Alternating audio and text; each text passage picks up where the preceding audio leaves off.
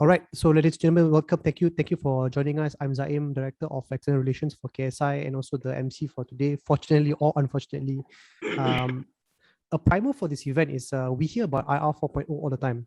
The fourth industrial revolution. These are emerging technologies of ABCD, AI, blockchain, cloud computing, and big data. Data, big or small. And what's happening is these technologies are disrupting all facets of our lives. What seems like science fiction is becoming reality with driverless cars, drone deliveries, and even government-backed digital currency. The changes are so widespread, and I think this is why we have all these speakers here today to sort of help us make sense of what's happening, especially from corporations like Huawei to they are accelerating the digitalization, and governments they are responding to these changes with relevant government policies. In the case of Malaysia, we have government that have recently released the National IR 4.0 policy to transform Malaysia into a high-income nation driven by technology. And we have a lot of the speakers here will make sense of what's happening. And this is why we had the digital leadership webinar to invite thought leaders to talk about IR 4.0, digital economy, and also the future of Malaysia. So to kick off this event, we have the honor and privilege of having Tan Sri Michael Yeoh, President of KSI Strategic Institute for Asia Pacific, to deliver the welcome speech. Tan Sri Michael Yeoh will also be the moderator for the panel discussion. So Tan Sri Michael, the floor is yours. Thank you very much, Zaim. Good afternoon, ladies and gentlemen, all our distinguished speakers and participants. A very good afternoon and welcome to today's webinar to look at digital leadership and digital transformation. Before we start, I must thank Huawei for co-organizing and sponsoring today's webinar. And this is to commemorate the 20th anniversary of Huawei in Malaysia. So congratulations, Mr. Michael Yuan, for being in Malaysia, for Huawei being in Malaysia for such a long time. I think it shows your commitment to the country by being a long-standing investor here in this country. Malaysia's digital transformation is going through a very exciting phase, very exciting period right now, with the digital economy blueprint being recently announced, also with the Jendela initiative, followed by the recent 5G award. And I think this transformation would change the face of the country as we move forward in the journey towards digital transformation. We have also seen during the COVID pandemic, the rapid rise in e-commerce and online business, which has provided an opportunity for many other Malaysians as well as people all over the world to have an alternative source of income during the lockdown. At the same time, we have seen also fintech becoming more prominent, becoming more important, and with the decision pending from Bank Negara to issue several digital bank licenses in March next year, I think this will also see the transformation of banking and technology. So this afternoon, to share with us their insights, their valuable knowledge, and their experience on the digital journey, on how we can achieve digital leadership and digital transformation, we have four distinguished speakers with us. First, we have Mr. Michael Yuan, CEO of Huawei Technologies Malaysia. Mr. Yuan was the former deputy CEO of Huawei in Indonesia. He holds a degree from Hangzhou University and a master's degree from France, and has been in Huawei Malaysia for several years now. Our second speaker is Mr. Goh Peng Ooi, Malaysia's first high technology billionaire, and who has been leading the transformation of banks not only in Malaysia, but in ASEAN, Hong Kong, and China as well, who are all using his banking solutions. Our third speaker is Dato Chuan Beng, who many in Malaysia know to be a very prominent local digital entrepreneur who has been in the computers and telecommunication space. And recently, Dato Wei has been appointed as a member of our National Digital Economy and Fourth Industrial Revolution Council, chaired by the Prime Minister, and he has also been a former chairman of PIKOM Malaysia. And our last speaker for today joining us is Tan Sri Michael Yeoh, a very prominent developer and entrepreneur who has now moved into the technology space and is busy promoting blockchain and practicing blockchain, having got a new investment bank in Labuan called the Golden Touch Investment Bank. So we have these four prominent speakers to share their insights and their knowledge with us. May I now first invite our first speaker, the CEO of Huawei Malaysia, Mr. Michael Yuan, to address us. Michael, over the floor to you. Hi, Tan Sri Michael Yeoh. Thank you so much for your kindly invitation. And good afternoon, ladies and gentlemen. Tan Sri Michael Yeoh, President, KSI Strategic Institute of Asian Pacific.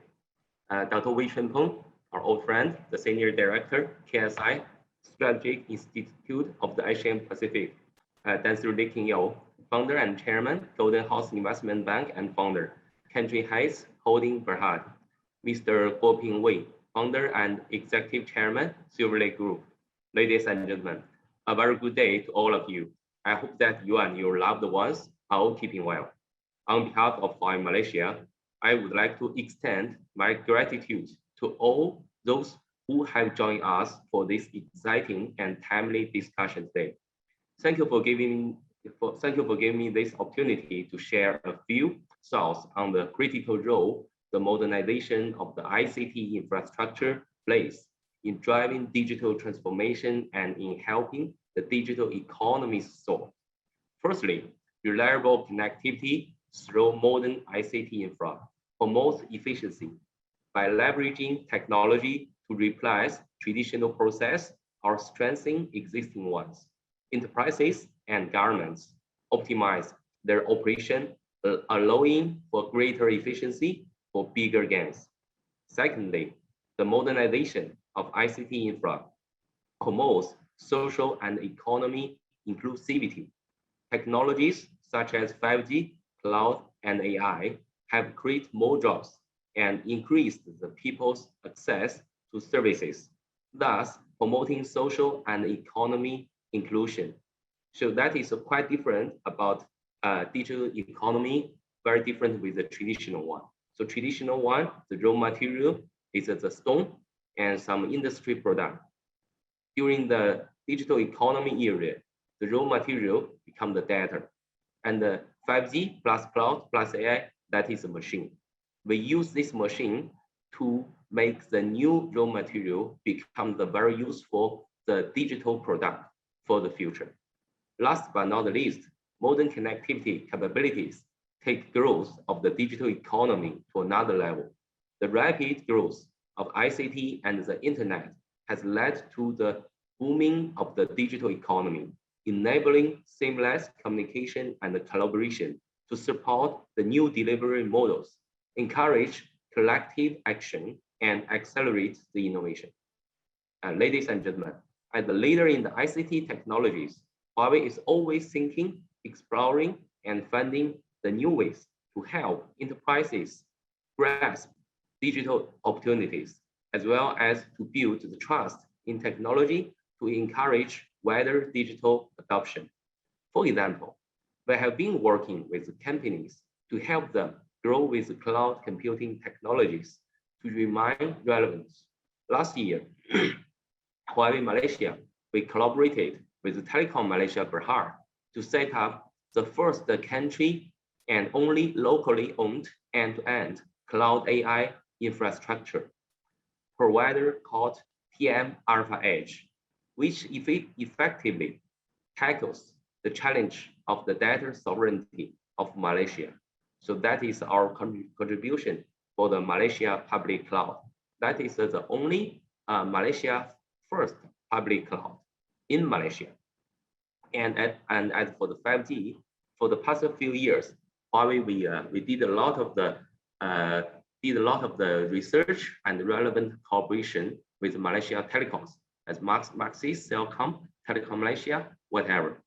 The first one with Maxis and Celcom. So Huawei we support them to launch the first MOCN 5G network technology to combine these two companies' spectrum together. And the second one, so we also support the telecoms to build the tech city. Tech city inside, so we deploy some the latest the library with the support of the 5G technologies. We did a lot of the POC, and under the C-band spectrum, the download speed reached up to the 1 giga. And with the millimeter wave technology, the download speed reached up to 5 giga. But of course, without the industry use case, the technology is nothing.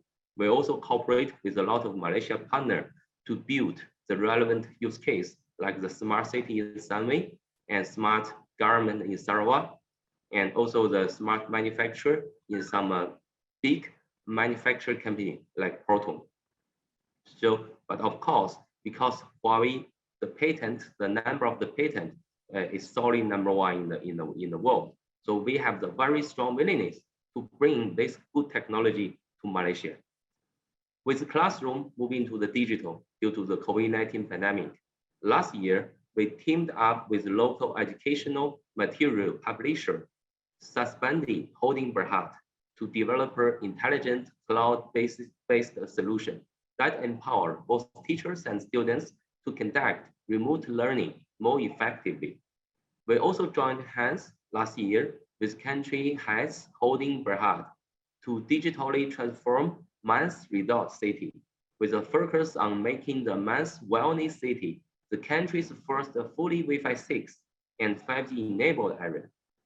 In the year 2017, we support Silverlake mobility ecosystem, which is a part of the Silverlake group, deploys industry-leading fintech product, mobility lifestyle ecosystem backbone on the Redtone business-to-business cloud, which is based on the Huawei solution.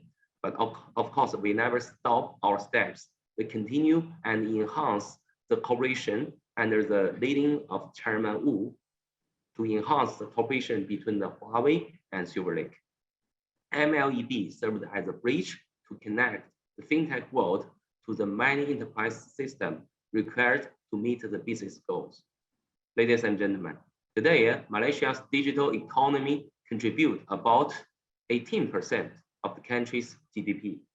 And this contribution is expected to grow significantly to 22% by the year 2025 and create 500,000 jobs. Hereby, I want to illustrate one good example from China. Everybody we know the Chinese GDP is quite huge. According to the statistic last year, the digital economy amount in China take up 30% of total GDP. And this number will be increased a lot in this year because of the COVID-19, the pandemic, and the new norm. So digital in China is quite successfully adopted everywhere. And why everybody, they always ask questions, why the Chinese digital economy can grow with very high speed? Because the answer is quite simple. So for the past few years, the Chinese government and Chinese entrepreneur and all over the world, the partner, they work together to build the very modernized infra. Right? That is the very important foundation. As a global technology leader, Huawei is always ready and willing to be that trustworthy and reliable partner that works alongside individuals, enterprises, and governments in their digital transformation journeys. As Huawei Malaysia celebrates our 20th anniversary this year, we are extremely grateful for the opportunities, trust, and support that we have enjoyed in Malaysia throughout these 2 decades. Good collaboration and strong relationships have helped us reach where we are today, and we hope to be a company Malaysia continues to trust in helping it achieve its digital ambitions, advance its digital economy, and secure its future as an ASEAN digital hub. Once again, I would like to say thank you for having me here today. Thank you so much. Thank you very much, Mr. Michael Yuan, for sharing your insights with us. You have spoken about how Huawei has collaborated with many Malaysian organizations in helping them on their transformation journey. You have also shared your experience on working on research with TM Malaysia and also in education and learning. So those are very valuable contributions that Huawei has made to Malaysia, and we look forward to having Huawei to continue to support our country and to help us achieve our digital transformation in the years ahead. Thank you, Mr. Yuan. I would like to invite now our second speaker for today, Mr. Peng, the Executive Chairman and founder of Silverlake Axis, to address us. Over to you, Mr. Go. Hi, good afternoon. Well, I'd like to try to share some charts. And if that is not workable, then I will actually talk from without the charts. Let me do some sharing. Can you all see these charts? Yes. Yes, can you see the charts? Yeah. Well, I'll start to say from the comment that the world is characterized by information and misinformation overload. So irrespective of what we do, whether it is IR 4.0 or whether it is digital economy or whether it's future of work, the challenge is how to decipher from this vast information and misinformation database. I actually started simulation as a profession 41 years ago on chip. And by a stroke of luck, I moved on to modeling. And what I want to point out is that digitization actually presented a new opportunity. And that opportunity is modeling all models at work. Now, in the old days, this was not possible because all those modeling were actually confined to physicists and mathematicians. For example, when we model chips in the old days, it took the largest computer in the world to run my program for 3 days. And in between, the program went down, and practically you have to work overnight. But today, most simulation can be done within few minutes, and that opens up new frontiers in both micro and macro economy. Models provide high efficacy. Well, whatever we do, models provide high efficacy.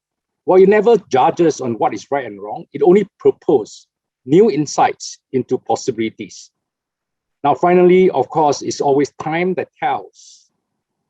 Now, we always said that look before you leap, but in everyday life, so many things are off limit to us. And our eyes could not see things that we couldn't see. And therefore, we have no choice but to actually resort to models. Now, of course, models are consistent, facilitate inventions, improve success rate, heighten productivity, opens up new opportunity, reinventing, recalibrating new carriers, and so on. Now, I think this is the situation we are in. That's number one, the world of information and misinformation overload. Number two, the opening up of modeling capability to the society instead of the ivory towers. And the next is the new possibility being by models in creating jobs, industries, and so on. Now, I would like to highlight a few important models, or what we call the high models, where you can actually further break down into sub-models. Now, generally, you in mathematics, you really can't generate infinite models. In fact, these are the possibly 6 possible models by human being. So the first one is a shared beliefs or shared purposes at work. Now, this is actually characterized by Chinese 5,000 years history. It is not about shared values. It's not about shared technology. It's not about shared statistics, but it's actually about shared beliefs, which you really have to read all the classics in China in order to know why it is shared beliefs or shared purpose. But shared beliefs and shared beliefs and shared purpose promote something called cohesiveness.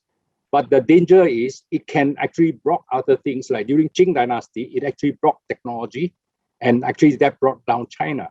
So shared beliefs is a very shared purpose, and shared beliefs is definitely a very powerful force, but it has to be complemented with other methods like shared values at work.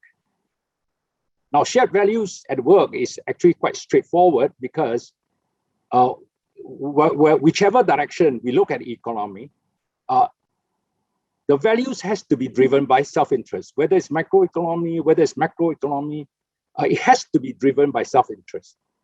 And of course, there are hierarchies of interest as proposed by Beng and company. But what it is important for it to work is that shared values need bilateral or multilateral agreements, and it's very important when you work with anyone in the whether it's IR4, whether it's digital economy, to pay a lot of attention to what values you bring to the table to actually promote yourself, and that order or possibility is actually proven by the notion of quotient. Now, the word quotient is mathematical, but if you translate that to layman's term, actually it's sharing. And it shows that nature is designed in such a way that values must be shared, and deploying nature's strategy, of course, is a very good strategy. Now, the third possibility is a bit more tricky, which is called symmetry at work, which is under Silverlake's logo. That basically arises from physics. Now, in 1953, Herman Weyl actually used the word symmetry and wrote the book Symmetry. And you know, many professors, inclusive of Yang Zhening, actually got Nobel Prize based on the symmetry at work. Now that has went on for the last 70 years, and it has gone to very advanced stage. And of course, it can be used as a model, and I use that to start my company. Until today, we are still using those mathematics.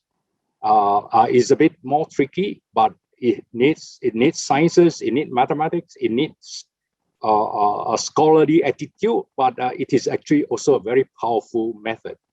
Now, cohomology at work sounds very complicated as a word, but it is not. It's actually easier, but more difficult mathematically to construct, which is actually model at work. Cohomology is actually model at work. Now, that is exactly what I'm talking about today, is about model at work. And because the truth is, not everyone will go to sciences, mathematics, but everyone will definitely have an intuition or innate capability to understand what is natural order. And the next is what's natural human purposes. Now, able to mix natural order with human purposes, of course, is a very powerful means in doing anything. And especially in the economy side, in economy, what we call demand side. Now, demand side is very strongly supported by cohomology, and while supply side is very strongly supported by symmetry. Now, bringing up those mathematical words is not to frighten people, but it's more to say that whatever models you use, you need to have scientific foundation, scientific and mathematical foundation, and you must quote what mathematics and scientific foundation that you are using, so that models won't be drifted to hearsay, to hypes. That is a check, because that can be checked by other scholars, that whether you are actually so-called BS or creating hypes or nonsense or just imaginations. Now, the next thing is technology at work, which is most likely what the universities are teaching, called computer science, called information science. So today we have millions of young kids coming up with technology. Yeah, definitely that provides good careers, and but that is no guarantee for them to have big breakthrough or successes in life, because finally breakthroughs and successes are actually linked to cohomology at work, symmetry at work, shared value at work, and shared belief at work. Now, so it is not just technology alone. And the problem with today's world is, when we talk about IR4, we talk about digital economy, we tend to talk about technology at work. Some people drift into very complex conversation about whether it is AI, while they do not know AI could be infinite. So which AI are they talking about? You know, the word AI has infinite options. Now, which AI are we talking about? And that can actually end up in the loop that finally never reach anywhere. Now, technology can be a threat. So, but nevertheless, technology is definitely a good careers for young kids. Future of work definitely needs technology to support. Now, the last part, which is called statistic at work, is basically playing with regulation breakthroughs, money burning, and large population subscription, and so on. Now, this is very well known in companies like Google, Facebook. All this are actually playing on statistics. Now, and the same with funds like SoftBank fund. All of them are playing on statistics, because if you create the numbers big enough, and of course it depends on who can burn the most money, and the one who can burn the most money, of course, win, provided that statistically it works, and that is not beyond anyone else. That will finally leave it to God. And John S. says, put that in a very famous phrase that is called all games end in symmetry. So finally, you can burn money, but you still depend on God to actually decide whether you win. Now, I'm going to cover quickly what I did in my whole life as a practical application of models. Now, I built, of course, most of you have heard that I built the so-called Silverlake integrated banking, and that was the last 31 years, and it was listed in Singapore Silverlake Axis. But today it has been upgraded to Core on the Cloud, which is the new model. And we also have created a new one, which is called end-to-end digital monoline. And it is actually not that difficult to understand. When we heard of the word mono digital bank, we always think that digital bank is one bank. The truth is, digital bank can be 50 digital bank parallel, end-to-end. And we are implementing that in one of the largest bank, and most likely the largest bank in Thailand, and that is a very massive project on end-to-end digital bank. Basically, is creating multiple banks, digital bank within a traditional bank, to compete with the digital bank. And of course, that is a very good idea, because a traditional bank has a big advantage on so-called cost of fund, and on top of that, they have the big advantage on coverage.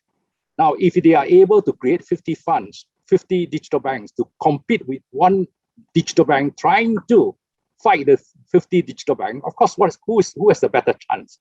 So this is the logic behind. This is the logic of the model behind why we created the end-to-end digital bank monoline solution. And the next thing that we created is something called Homology Platform, but it's as simple as allowing people to create their own models and to create opportunities, because obviously Silverlake could not understand everything in this world, and it is actually banking. We are definitely very good in banking, but we cannot understand everything in this world. We have insurance, which is quite big, but there are many things that we need to open up to the world, and to share value with the world, to work together with the world, and that is basically our Homology platform. And of course, sharing values can be working with third party, working with any digital participants, or even consultants and cloud vendors and so on. And this basically leads to something that we are investing now.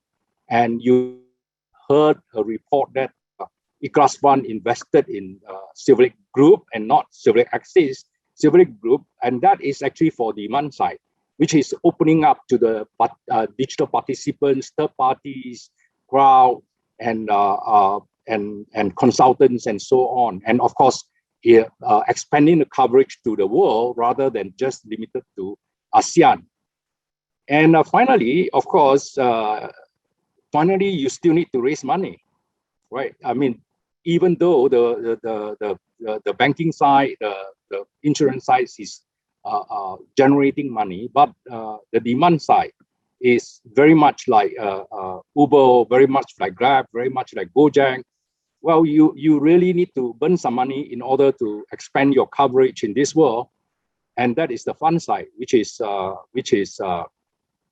called Jazz Fund, and is already registered, and it's registered just like any fund, and that is called fund side. Now, fund side, if you want to know what company play on the fund side, and that would be SoftBank, a very a good example of a company just play on the fund side. That would be SoftBank.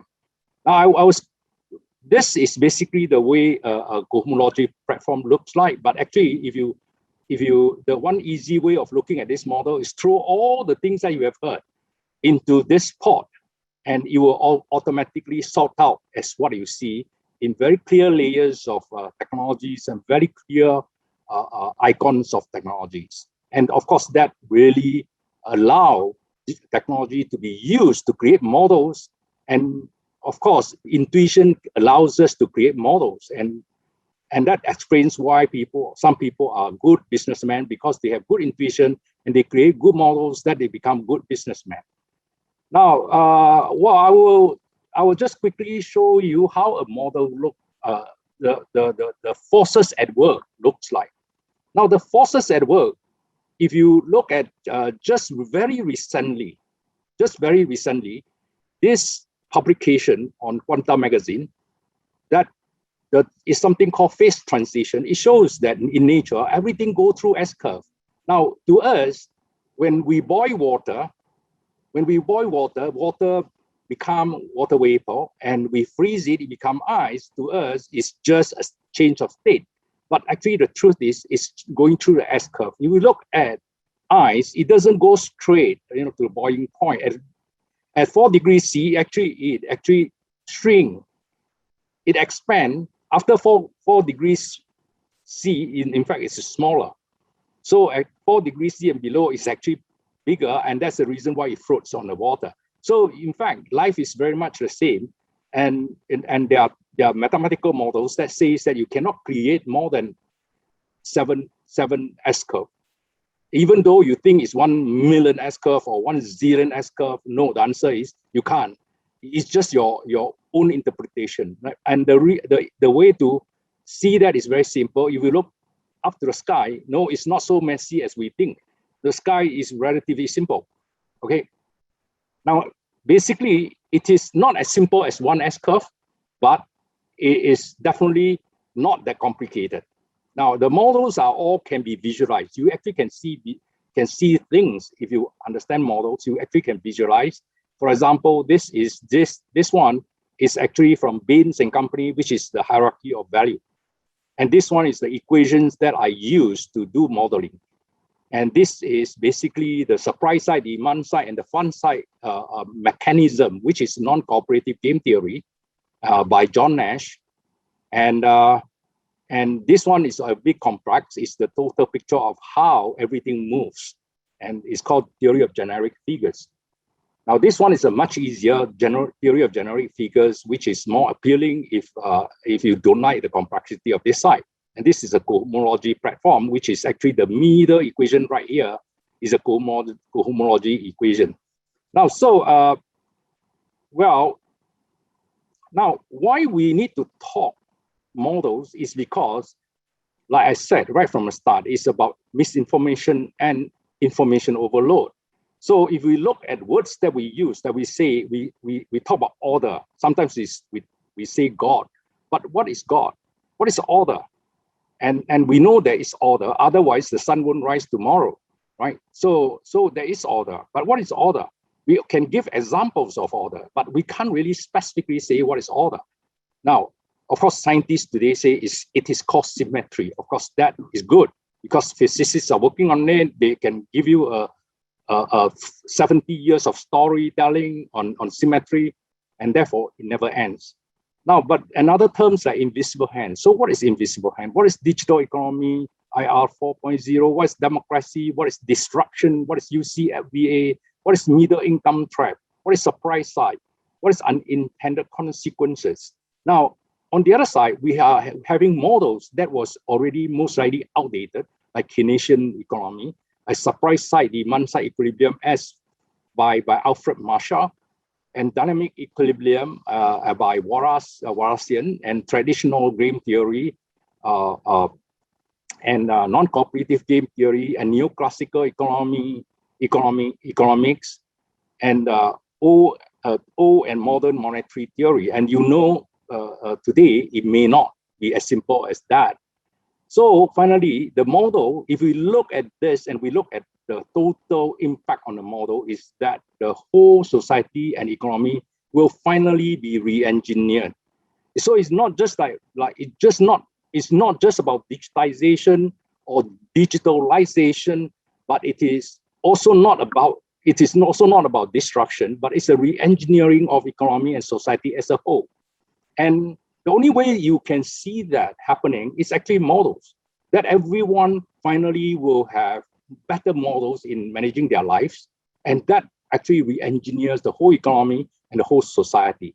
And the reformulation of politics, because until today, most likely the democracy is the most effective way that has been implemented, but there is a problem. There's a problem about democracy. The democracy, by definition, is elitism.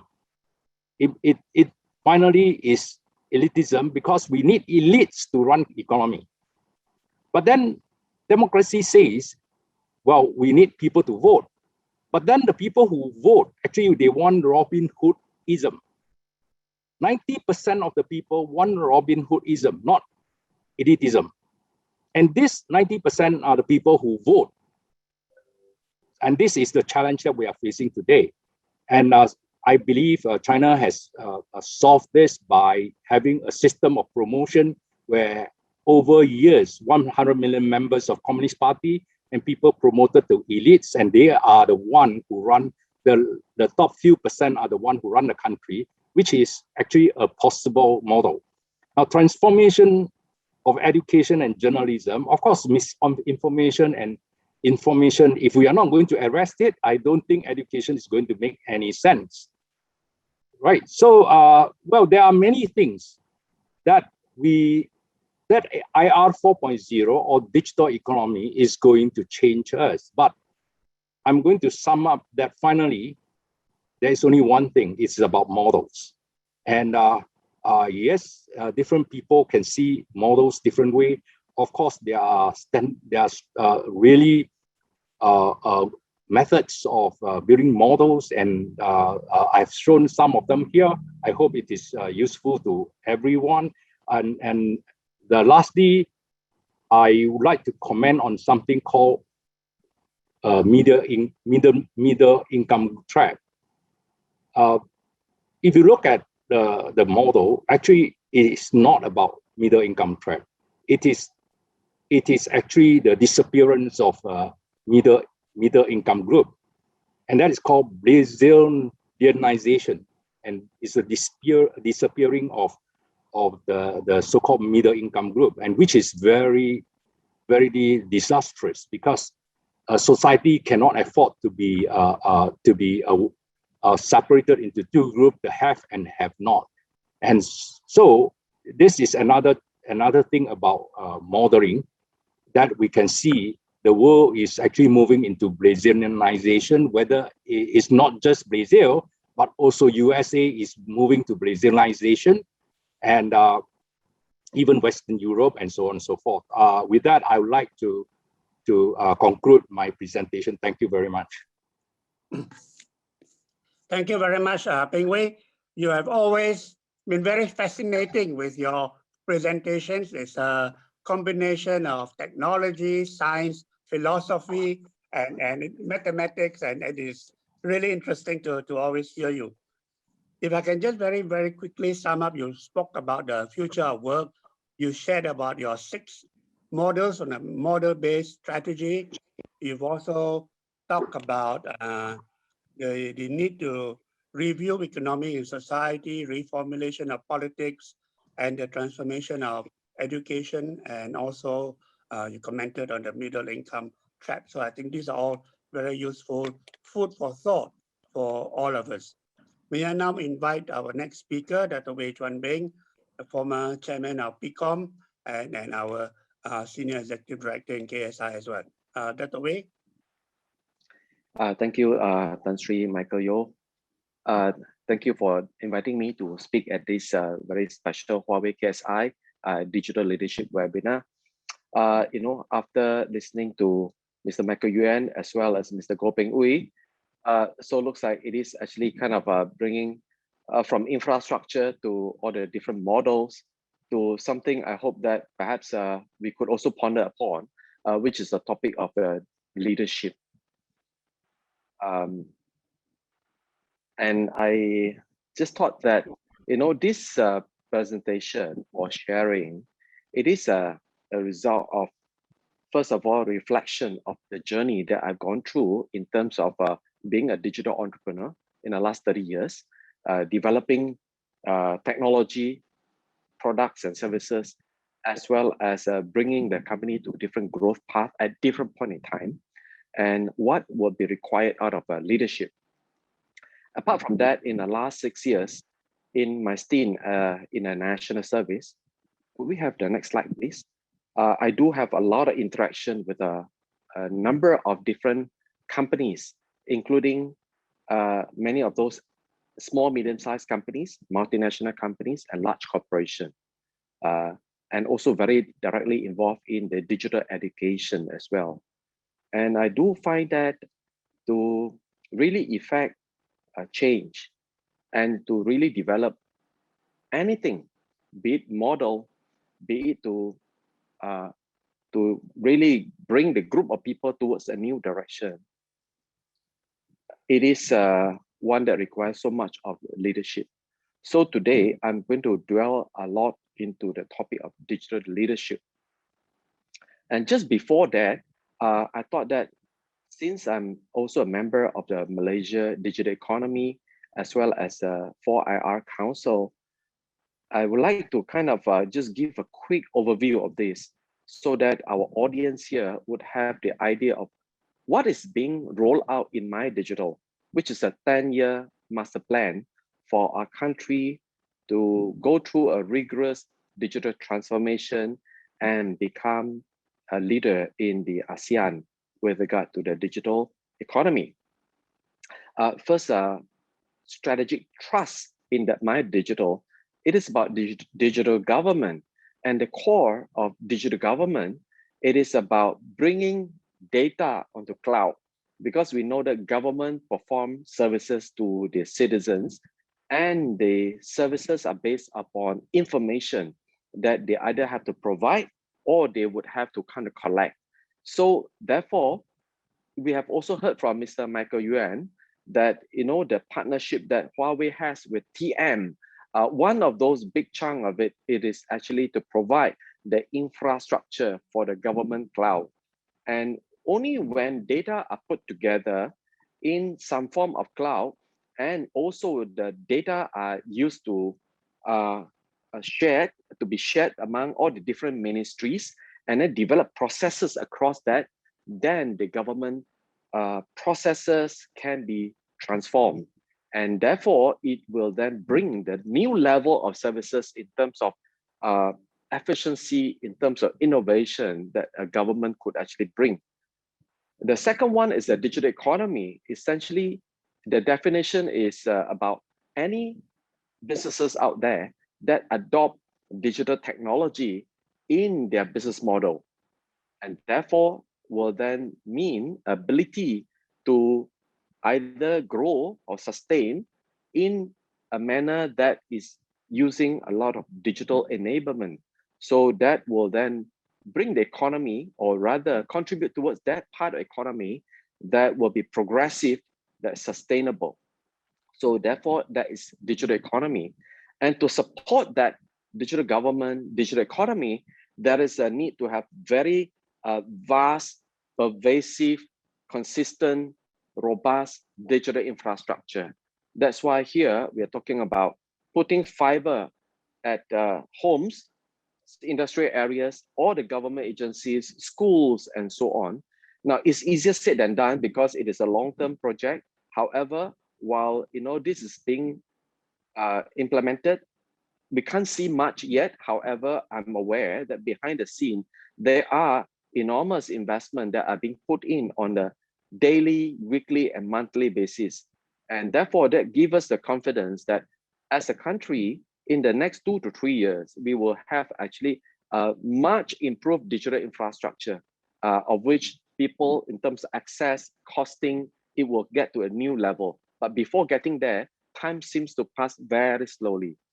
Now, to be able to support digital government, digital economy, that's where digital workforce comes in. Either those who are existing in the working, what they call life, need to be going through some kind of upskilling, reskilling, and also those who are in the school will have to actually go through that kind of the digital program, such that when they graduate, they will be ready. And then they are fortunate because this younger generation, they are the digital native, and all they need is that kind of digital learning environment and digital tools for them to kind of play with, and then they could actually make a lot of sense out of themselves as well, because a lot of digital technology are intuitive. However, for those that require that kind of depth, then they would need to go through competency-based learning program so that they can become very good at it. A digital community is about society at large using that kind of digital convenience. For example, the cashless society, of which then it facilitates very easy what they call that interaction and transaction between society, individual and businesses, and also with the government and with all the various entities. And the other one is a digital signature or the digital identity, because like it or not, in the cyber world, there is a need to identify the actual person that is in that community. So these are the few elements that has to be adopted in the digital community. And lastly, as a country, we do need to make selection. There are a lot of technology that are being developed on the daily basis, and we will have to choose those that are relevant to the condition and the situation of a country. So of course, you have heard of blockchain, you have heard of IoT, you have heard of nanotechnology, you have also heard of cloud and AI and so forth. These are the groups of the technologies that are already being selected, and therefore that will be given the kind of support for even implementation in the regulated area, of which sandbox to experiment with that will be provided. So in a nutshell, through this 6 strategic trust, it will actually be a whole nation approach. That means the whole government, the whole industry, the whole community to be involved in order to have a comprehensive transformation moving forward. So now with all this introduction, I want to kind of zoom in into more micro in each of the organization. How would digital journey, digital transformation journey take place? I think that's where digital leadership will be required. The next, we find that this era with the pandemic, with indeed, it is a point in time whereby we don't have a choice. Whatever the core competency of our business, whatever the positioning out of our business, we will really need to have that very strong digital transformation in order to fit into the current era. And to do this, it seems, the leadership is the one that will have to take charge. Because at time of chaos, at time of crisis, it is not the soldiers, it is the topmost general that will have to call the shot in terms of giving the direction and providing the support. Now, we also know that whenever a major decision is to be made, there will always be a lot of risks. So therefore, only people at the leadership level, I don't mean at the country leadership level, I mean at the every single organization, the leader will have to take risks, take the accountability to bring that kind of change. And therefore, one big thing a leader must do at this point in time is to prepare the people for a new culture and for a change management. The culture that is a digital culture. We'll come to that in a short while. And of course, the leader will have to kind of, together with the key team members, chart the vision moving forward. A lot of companies may already have the vision, and the vision in terms of the refinement could actually include something like a digitally enabled business. Therefore, having the chance to make the most impact in delivering the most values to all the stakeholders, whatever customers, shareholders, employees that may be there as the stakeholders of the organization. And we have heard of that, the model that includes the shared values, shared purpose. This is where the vision, shared kind of direction, and then shared purpose and value, it will be necessary, especially at time of such a dynamic change. So the digital leader, that means the leadership at the digital era, will have to relook at how to create better values for our lives, for all our shareholders. Here, the word better value, it is going to be unique to respective organization. How value is actually translated. Is it like a profit? Is it like better so-called reward? Or is it like a better service to the customers? These are all the different values that has to be aligned as part of the purpose of the existence of the organization. So now, when we have that, the vision and the purpose, next, the strategy, it has to also involve the digital embodiment for the purpose of transformation and innovation. When we say transform, means the current model that may be manual, that may be the existing proven working model that has to go through that digitalization. So it's a transformation. And beside that, if we need to remodel that, have a new ways to acquire customer, have a new way to do production, have a new way to develop new products, that will involve innovation. So digital embodiment, it is actually towards achieving both goals, the goals of transformation and the goals of innovation. And of course, all this will be feeding into making our lives better and therefore achieving the whole vision of that whatever digitally enabled business.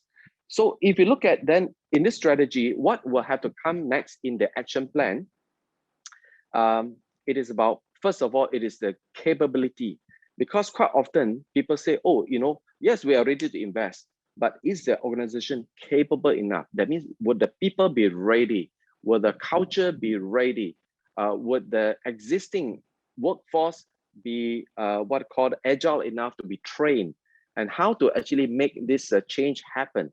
And secondly, the choices of technology, the choices of infrastructure, whether it can withstand ongoing kind of digital development in the next number of years to come.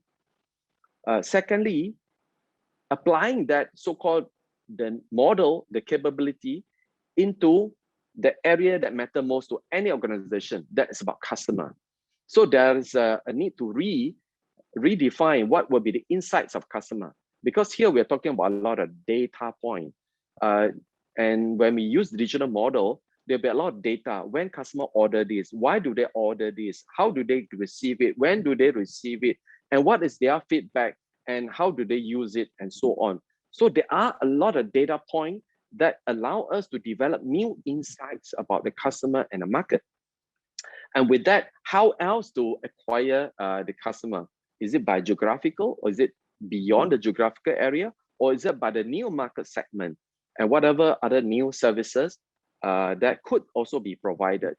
And with that, then retention of the customer, if that can also be supported by the new insights through the digital enablement, I think that will certainly make a huge impact.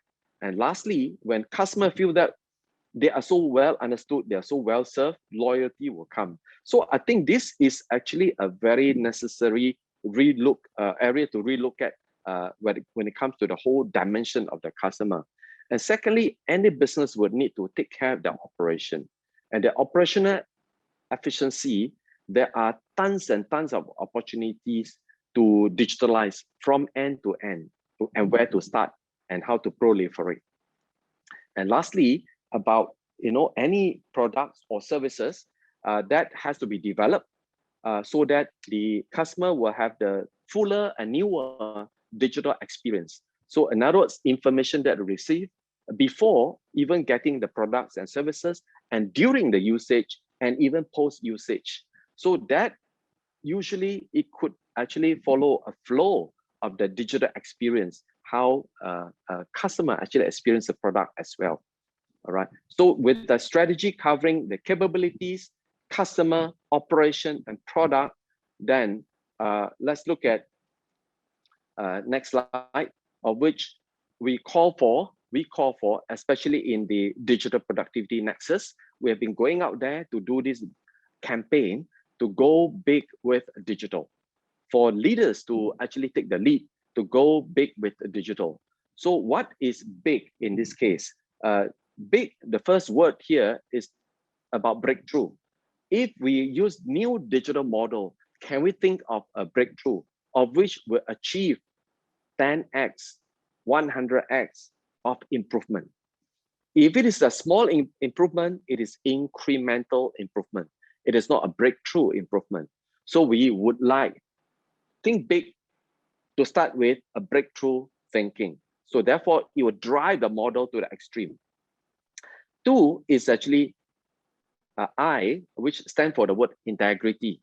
And integrity, it's so easy to come about when we use a digital platform, digital enablement, because it provides information in a transparent manner, very consistent, and then evaluation can be done very objectively. And when there's a consistency, therefore the whole experience becomes very trustworthy, customer feel very comfortable. And then because it is transparent, it facilitates the whole governance naturally. And then the last part is G, is good. A lot of times people say, oh, disruptive technology, it disrupt jobs, disrupt this, disrupt that. Now, if we are able to embrace change, upskill, cross-skill, and also to think that technology is a force of good because it can bring abundance. Data, we can use it in so many ways. It's a new goal. So with the abundance thinking and now digital, it can be very uplifting. Therefore, it support better life, green, as well as sustainable business model. So with that, think big has this breakthrough, integrity, and good as the kind of backbone to that think big. And then what is digital? And like it or not, a leader will have to start understanding the concept if not, they don't have to develop all this technology, but there's a need to understand these are the technology. And when people talk about IR 4.0, why is it this group of technology ranging from IoT, cloud computing, virtual reality, augmented reality, artificial intelligence, blockchain, and so forth are grouped together in this Industrial Revolution 4.0? It is simply because they acting together will then bring enormous breakthrough in whatever that we do. So at least a leader must have the guts to go ahead, understand this, and take charge, and wanting to experiment. And then C, because digital means ICT, C is connectivity. And we must actually have our customers, our products, our operations be connected. If we are still going manual, disconnected, there are a lot of gaps, a lot of inefficiency there. So of course, connectivity this day can come from any form of infrastructure. And lastly, is about choosing the technology. If we have to develop because it becomes a proprietary, the capability and strength of the organization, then there is a conscious decision to do that, or purchase, or outsource or partner, which is necessary. All right. And more importantly is this, whatever the choices of options of technology, it must support timely deployment. Otherwise, you say, okay, I like this one, I will develop, and then I'll deploy it 5 years later. I think the world has changed completely. So to illustrate all this go big with the digital, I'm going to actually share with you a few minutes of that video that we have done in the Digital Productivity Nexus for the purpose of our understanding. As a leader mesti berani buat keputusan. Salah tak apa buat keputusan. Biasalah buat keputusan salah kan. Cerita comfort zone ni dah lama dah. Dah lama dah kita cerita leader-leader bercerita pasal comfort zone. Leader sendiri bercerita pasal comfort zone. Tapi leader tak keluar daripada comfort zone. Macam mana nak buah nak keluar?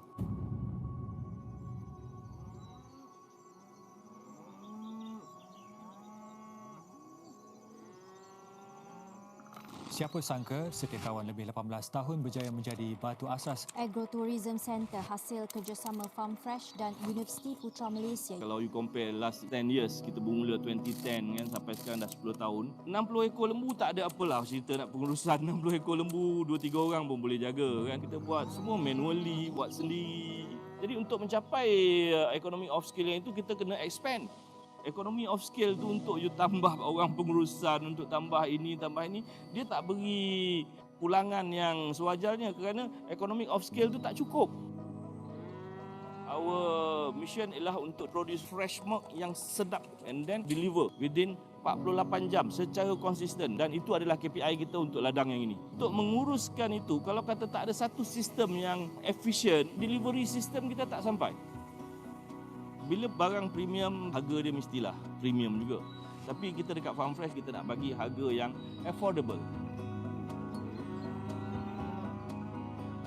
Digital teknologi yang ada dalam ni ialah daripada segi pengumpulan data. Jadi kita kena ada data-data yang spesifik untuk kita tahu prestasi ladang dan pengeluaran lembu kita. Bila kita dah tahu data-data ni, kita dapat troubleshoot. Data tu penting untuk kita. Kalau kata kita tak ada digital punya maklumat, kita tak tahu nak buat apa. Kita just assume. So sebagai leader, kita dapat full control dengan kita boleh akses kepada data-data yang tadi supaya memudahkan kita untuk buat keputusan.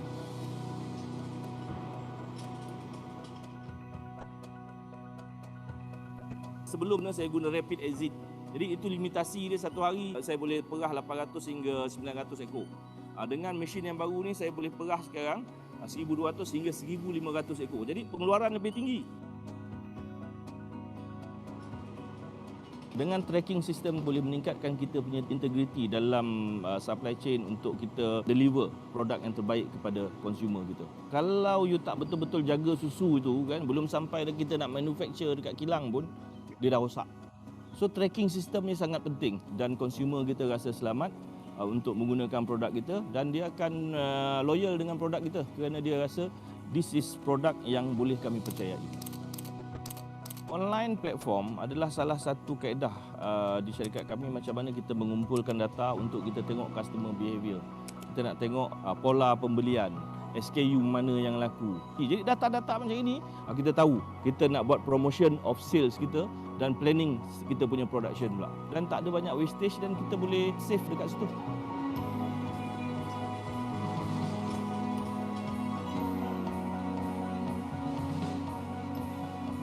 Leader kena berani untuk invest. Banyak faedah yang kita boleh dapat daripada invest dekat digital ni. Bila dah skala yang besar ni, memang kita sangat memerlukan digital teknologi. Kita tak boleh lagi manual. If you want to grow big, kita kena berani ambil keputusan untuk invest. Dan how to penetrate the market, how to break the market. Tapi kalau kata kita masih tak nak terbuka dengan teknologi baru, saya ingat kita akan tertinggal. Untuk deliver produk yang bagus, kita mesti ada analisa supaya kita boleh deliver produk kita dengan selamat kepada consumer. Dan bila orang dah confident dengan produk kita, loyalty tu akan datang sendiri.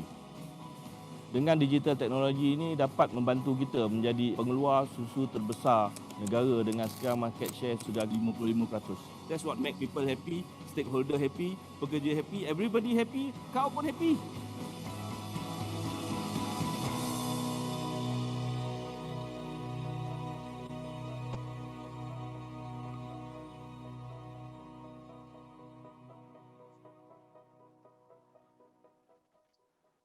Right.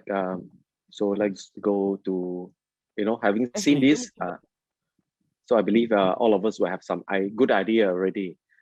So I think finally, I just want to kind of suggest that for leaders who are still, at various stages of, going big with digital, these are the six P's to go big with digital.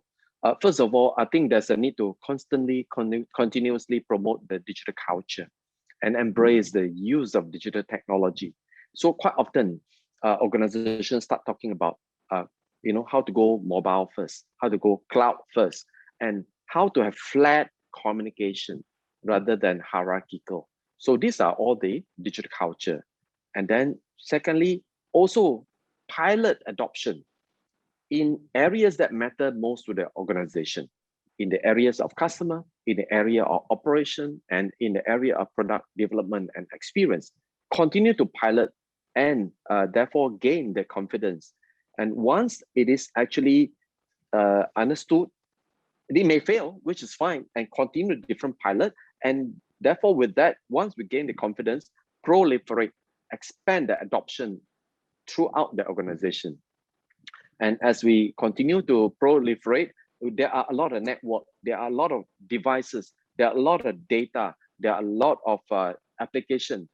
So there's a need to protect our new goal, which is our data and infrastructure. Knowing that this day, cyber threat, cybersecurity will actually become the new mean for us to relook at how to defend ourselves in this digital era.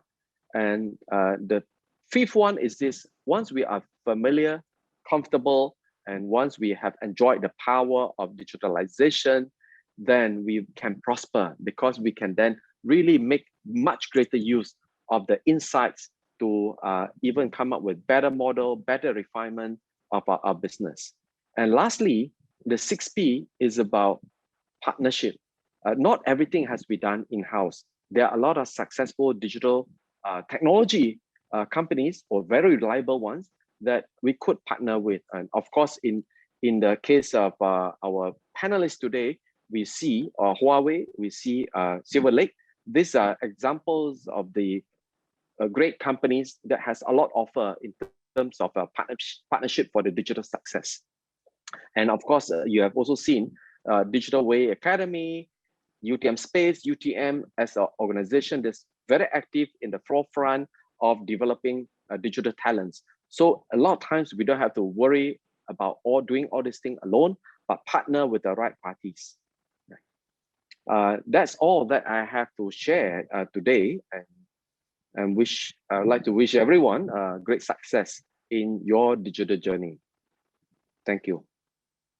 Thank you very much, Dato. I think you have given us a lot of food for thought, a lot of very interesting ideas. You have started talking about digital leadership, about transformation of data, on the transformation of the digital workforce, reskilling and upskilling.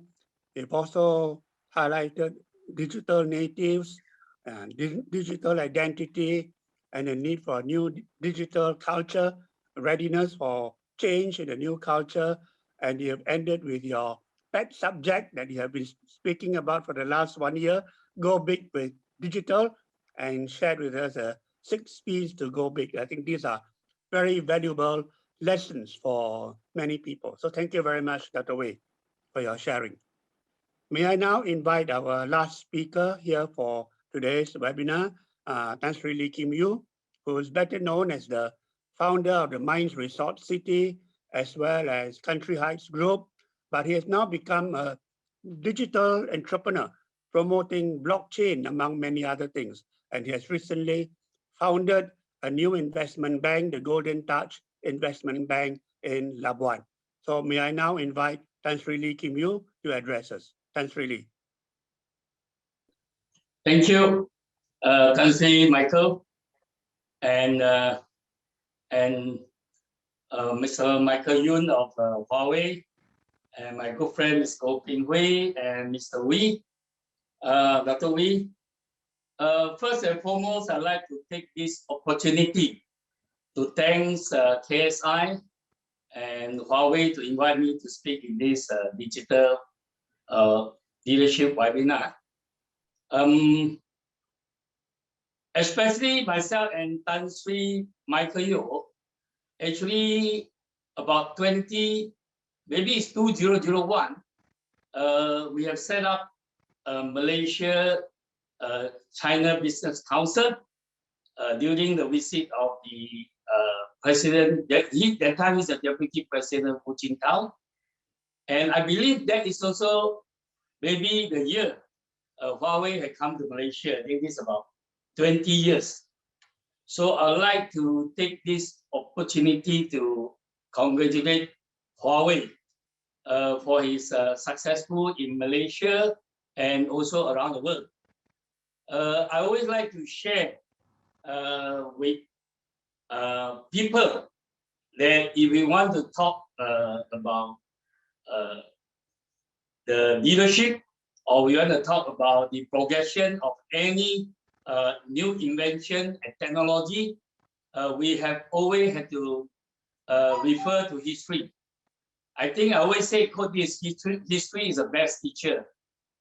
China, actually, if you look at the very, very early, the civilization of China, actually China, which is 5,000 years, have 4 great inventions, invented paper, printing, even gunpowder, campus. But over the 5,000 years of history, if you look at the recent year of the China during the last of Qing dynasty, with Dr. Sun Yat-sen in 1911 created the what I call overthrown the what I call the emperor system, and created this what I call a new China. And actually, you look at the gunpowder is already invented by China, but not necessarily China actually is using to its fullest. China has become very weak, have been also invaded by the West. But today, looking at today with the Huawei 20 years, and also in the month of 1st of July of the 100-year celebration of the China Communist Party. And I must say, take this opportunity not only congratulate Huawei on the success, especially 5G. I don't know whether it's right to say 5G is invented by Huawei, but I think definitely the development of Huawei because of the China's peaceful racing, and not only 5G. I think China, you look at China today in terms of the high-speed train, China is one of the leading leaders. Instead of the even on the production of steel, I understand China have produced about 1 million tons of steel, maybe account of 60% of the production of the whole world capacity.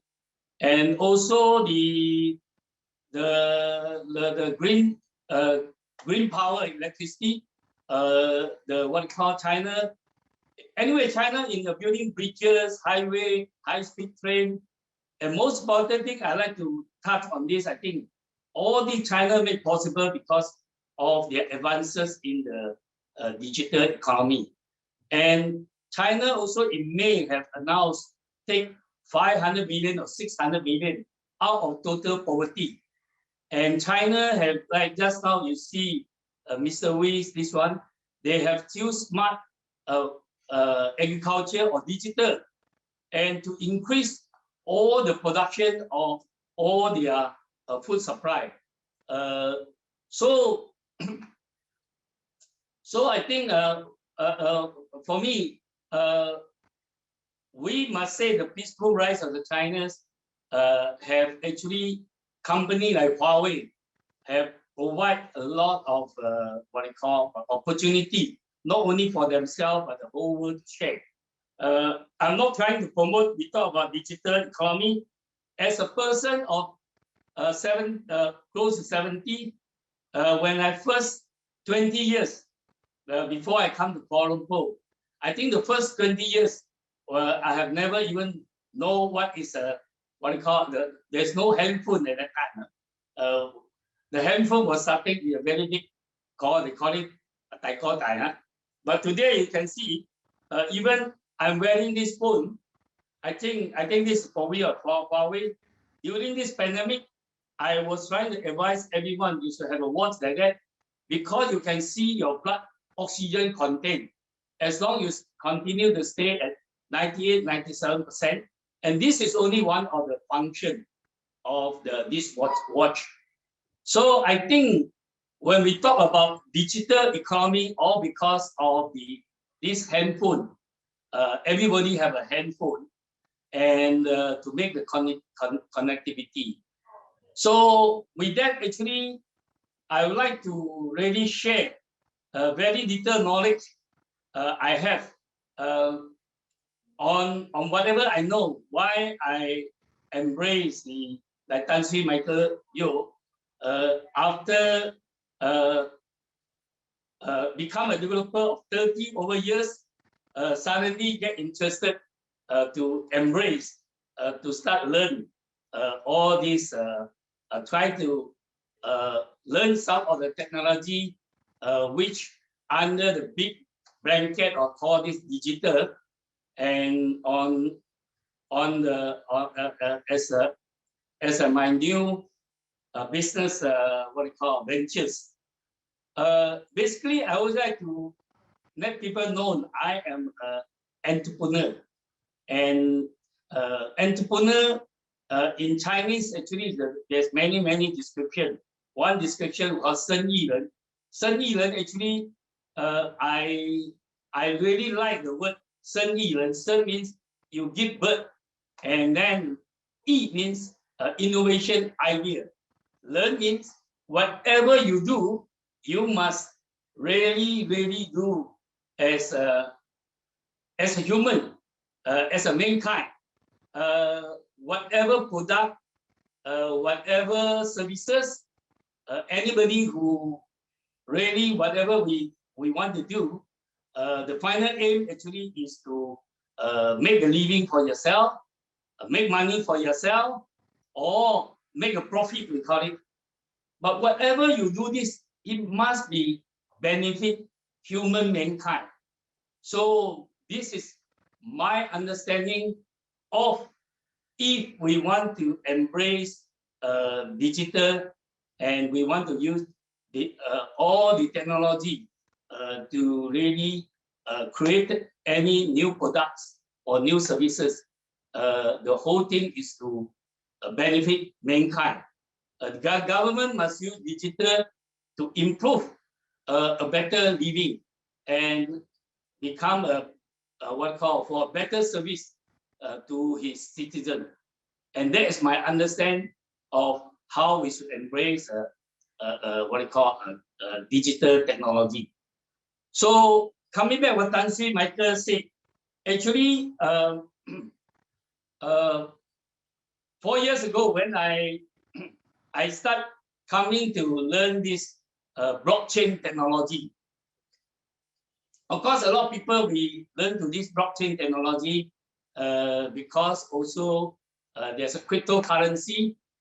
But finally, when I go in, why I start getting more and more interested in this, I discovered actually blockchain is one of the honest machine that if you know how to use a blockchain technology to really make a recording, even you can erase, you can you can right the wrong, especially in the corruption area, because everything is crypto, you cannot change. And I begin to really get interested in this blockchain technology. So, and of course, during this blockchain technology, as everyone had known, now because of this cryptocurrency, Bitcoin, Ethereum coin, all this, and of course, like any technology, I believe when we started beginning, it will really go through a very bumpy journey and a lot of things and yet to be corrected. But basically, what I want to do is I want to try to use this technology into starting this investment banking. In fact, actually, I have 2 licenses now in Labuan. One is called Golden Touch Investment. The other one is called Golden Horse Investment. And also to embrace this technology, I have to really get engaged with a lot of people who born in the year 90, 80, or late 70. I think they are very fast when it comes to the technology, but not necessarily when it comes to the usage or come to create the real using the technology from virtual to become a real economy. And this is where I think that I have a role to play in this area. So, so what I want to do is actually to inform everyone. Of course, whatever I say that, even if I can quote an example that what I want to the bank, the investment bank, to do, but please take note. Whatever if I present it to you, that if you find interested, I cannot solicit. I cannot solicit any Malaysian. I cannot solicit. I cannot use ringgit. The license is for me to really help Malaysia to create very unique product, investment product, or to create a very unique services, either is B2B or B2C. But basically, I am targeting to help Malaysia or to bring in foreign currency or what you call foreign customer to Malaysia. So I hope you remember this. So I found, so right now actually, when we do this, we need to have actually, of course, I call it, I created 3 horse card. So first horse card actually, we have to build a change. And second, we have to build what you call multi-chain wallet. And third, of course, we are creating a blockchain, our own blockchain called Golden Blockchain. And all this, I hope, all to anchor in Labuan. And the main, and we are trying to also set up a blockchain institution. And right now, everything actually is a preparing stage. But whether you like it or not, as the tradition was not as a person who has lived into the what you call capital market, I did what you call list one of my company. I did also raise bond before, and whatever, or take a loan from the traditional bank, and all these capital market services or insurance, all these capital markets insurance, I have been experiencing it, and I thought going forward, blockchain technology, if any company that you embrace blockchain technology, that actually it can really have a new opportunity, especially come to the come to the capital market. Anybody you want to raise fund, your potential investor also can become your customer. Your customer also can become your investor. I think that's the beauty of the blockchain technology if you have the infrastructure. And so I like to quote an example. Say, for example, somebody actually right now, in fact, we started already. He have embraced into this vertical farming. And with this vertical farming, actually he can use 300 square feet, and by the digital technology that he can analyze those vegetable or fruit they want to plant, and very precise, and to get the productivity. Instead of 1 acre of land, using 300 square feet, he can produce the same amount of 1 acre.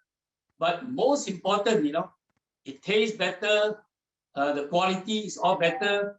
That means on the food quality and the food safety, all these are well taken care of because of using the technology.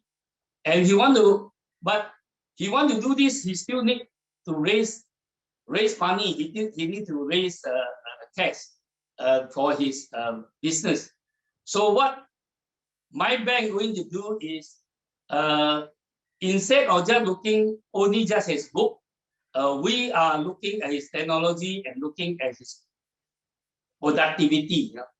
So coming to productivity, we know a lot of farmers, say for example in Cameron Highlands, sometimes you see some farmer, either they plant flower or they plant veggie.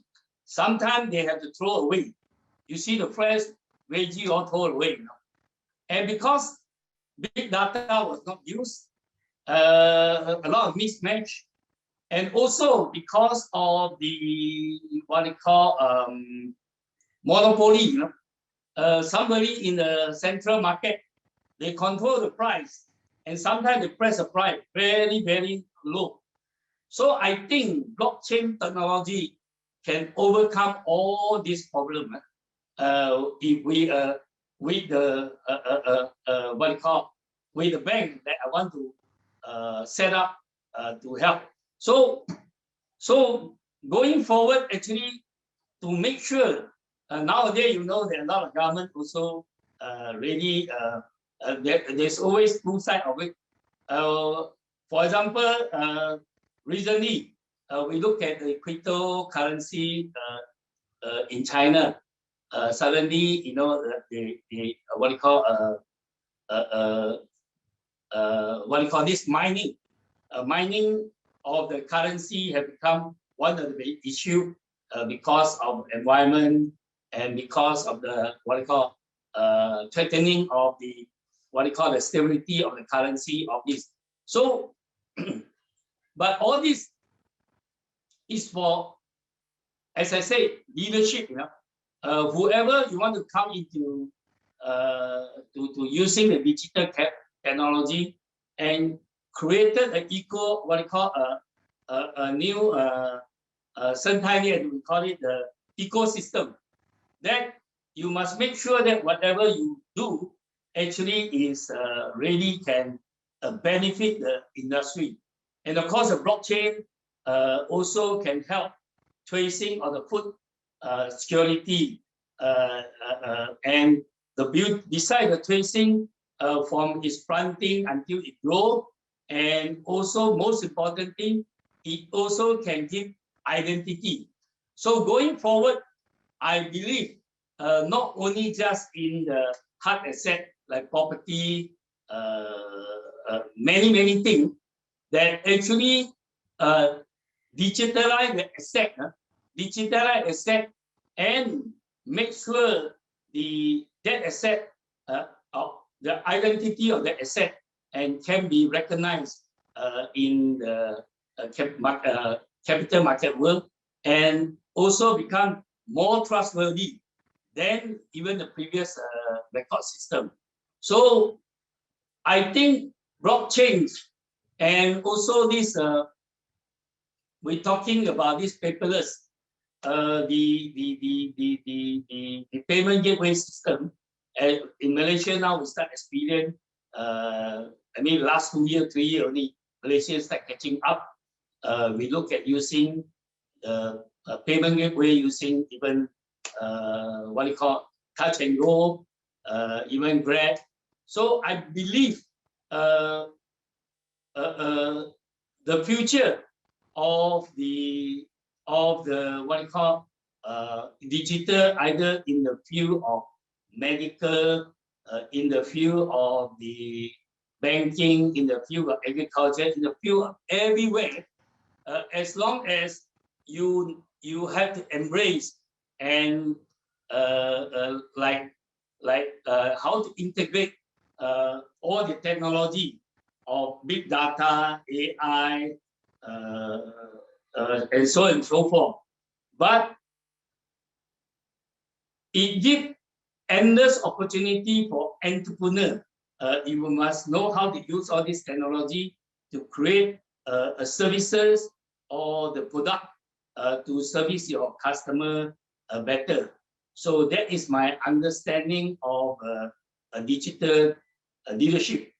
But of course, I still have a lot to catch up, because to tell the truth, while I'm speaking all this, I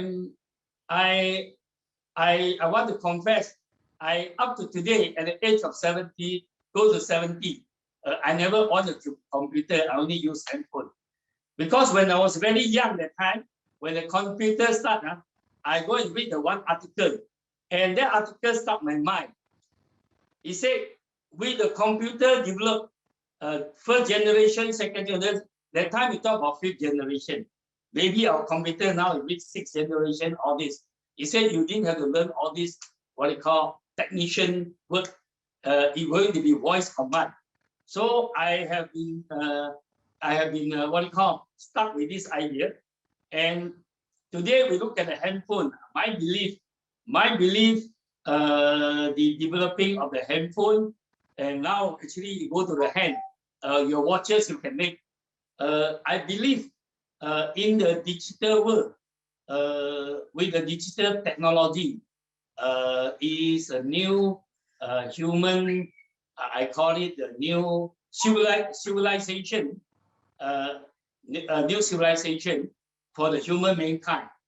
And I would like to end my speeches like maybe just to also take this opportunity to really introduce. While I say all this, I'm still a very old-fashioned person, and I still believe whatever we do, if I want to start a bank, whether all this technology what I do, if you want to start the bank is only one word, is trust.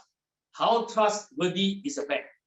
So I'm looking at the China success with the unique, we call it the capitalism with its unique features. So my bank, I said I have to. We are in the in this part of the world, we embrace capitalism. So I want to create a golden horse, a capitalism of uniqueness. So I'm designing the first 10 million Sing dollars investment fund to go to to help an entrepreneur to create a very unique project. I call it a cultural project by building these urns. And he want to raise 25 about 10 million Sing dollars. And what we do is we were going to use the blockchain technology to guarantee all investors their capital no loss on their capital, and whatever the promoters forecast, this product can make 20% forecast profit. We Beng is going to come in to make sure that the what we call the capital is what we call guaranteed. But when we say 20%, we accept. But we say at least you can reach 5%. We also will guarantee the 5% if the customer don't have the trust in the product. So this is what I do using all the blockchain and multi-chain wallet to do all this. But unfortunately, this product I cannot sell to Malaysian. I cannot collect ringgit. So this is what I have to share to end this sharing on this webinar. And once again, thank you very much for inviting me. Thank you very much, Tan Sri, for sharing your thoughts, especially on your notion of blockchain and how blockchain technology can promote trust and honesty. You've also shared about how the need for the digital technology to be benefiting people, as well as some thoughts on urban farming and increasing productivity using blockchain. So ladies and gentlemen, we've heard from all our 4 distinguished speakers now. I'd like to open to some questions. There are some questions already in the chat that I would like the speakers to perhaps look at the chat box to look at the questions that have been there. But while waiting for them to look at the questions and for the answers, perhaps I can just start by asking the speakers, what do you think are some of the key success factors for Malaysia to successfully achieve our digital economy blueprint? And what are some of the things that we need to do well for us to move on to be a digital nation? Perhaps maybe Mr. Michael Yuan can share with us some thoughts of your experience from China, how China has been so successful on its digital journey, and what can we learn here in Malaysia, how Huawei can help contribute to our digital journey as well. Mr. Yuan. Yeah, thank you, Tan Sri, for the question. As for the digital economy, actually, just now, I think there are 3 important foundations will play a very, very important role for the digital economy. The first one is a very modernized ICT infrastructure. The second one is about the very qualified ICT talent, because this industry is a high technology industry. We need a lot of the talent in mobile insight, not only for the very skillful engineer, but also we need some people to do the very fundamental research and development. But of course, we need some the very bravo entrepreneur, especially for SME, also in mobile insight. And the third key fundamental foundation is about the very healthy ecosystem. Because digital economy, there are infra, there are platform, there are SaaS services, and lots of different. Because digital transformation will change a lot of the industry, so that's why the very healthy policy, the very healthy ecosystem also very important. So let me repeat again: the very modernized ICT infra, very qualified ICT talent, and the very transparent, very attractive, healthy ecosystem. I think these 3 foundation is the important pillar for the digital economy. So just now, Dato he elaborate a lot about the talent cultivation. So of course, I think all of today's speaker, they also emphasize a lot about how to cultivate more and more talent. So as Huawei we are doing now, so Huawei we sign up with more than 30 universities in Malaysia to set up the ICT Academy. We will provide the relevant training covering the 5G, the AI, and cloud computing, the big data, and for the LTE, IP, optical, the relevant the ICT courses for the university student and also for the professional engineer. Okay, that one is I think Malaysia always on the right way for the talent. And as for the ICT infrastructure, as you mentioned just now, the China showed a very good example to the world about infrastructure modernization. So that one, that is a very high gate and very professional domain. For example, the data center. The data center needs country shows a very strong willingness and to build a very good platform, invite a lot of the professional enterprise involved inside for the big data, especially the tier 4 data center, or you call it national data center, as you know. So Singapore is not only the logistic hub, Singapore is the data hub of our region. So why Singapore can play this important role for the data hub?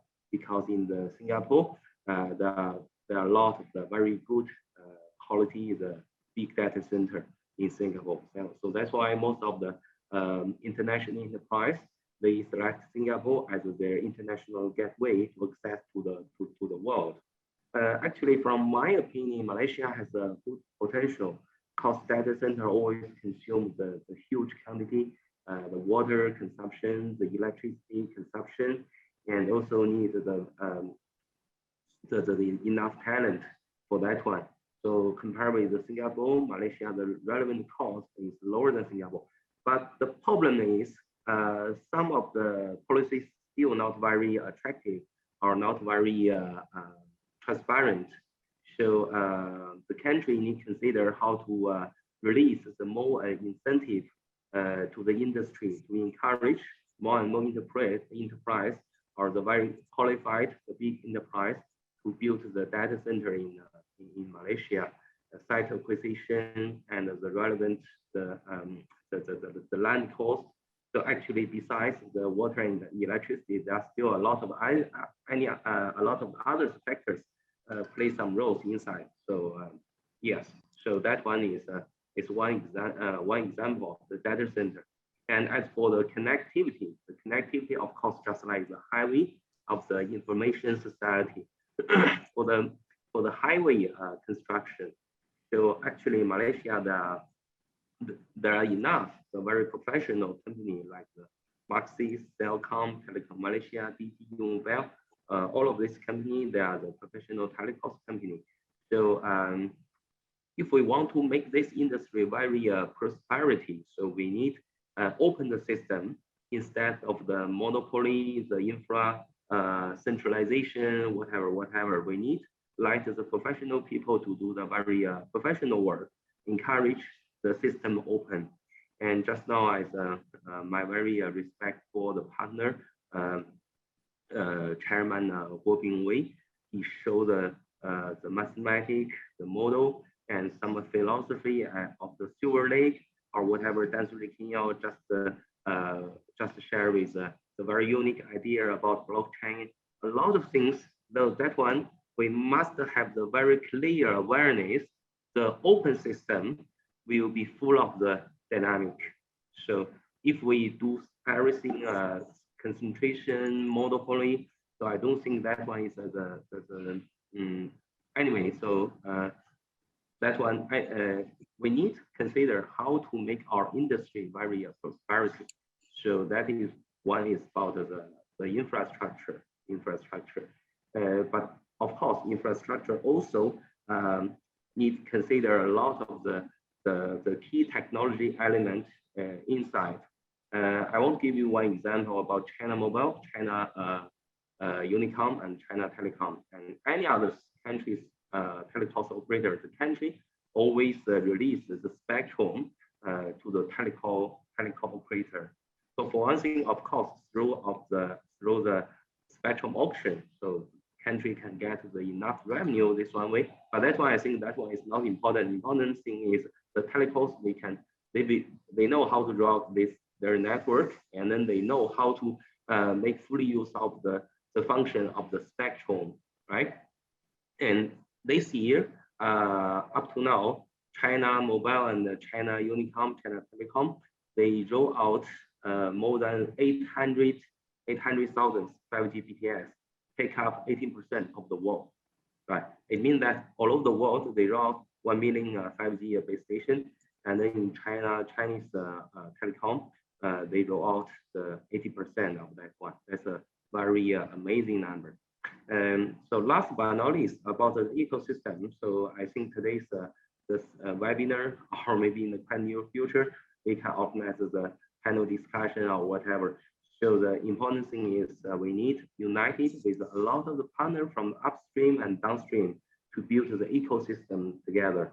So without the, even so, I come from the ICT infra solution provider, but I always try my best to shake hand with a partner downstream and upstream, especially for some the apps provider, because without this SME, without their very innovative solution, so only the infra, that's nothing. Just like we build the highway, but no car on the road. So that one is not our purpose, right? Okay, thank you. That's it. Yeah. Thank you very much, Michael. You have made some very important points about the need for open system, which I think is something that we should bear in mind. You have also mentioned that you have contributed a lot, Huawei contributed a lot to improving training by your collaboration with many universities and institutions in the country that we are very grateful about, and we hope to be able to have more Malaysian institutions collaborating with Huawei. So thank you very much, Mr. Michael Yuan, for the contribution of Huawei. Are there any other comments from the other speakers, Mr. Goh or Dato? Yeah, I think I'll just add on a little bit. I think just echoing what Mr. Michael Yuan has mentioned, the digital infrastructure, it is actually the backbone of any digital economy.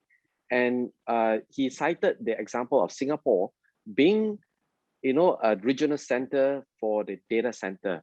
And, the data from this whole region are largely kept in Singapore.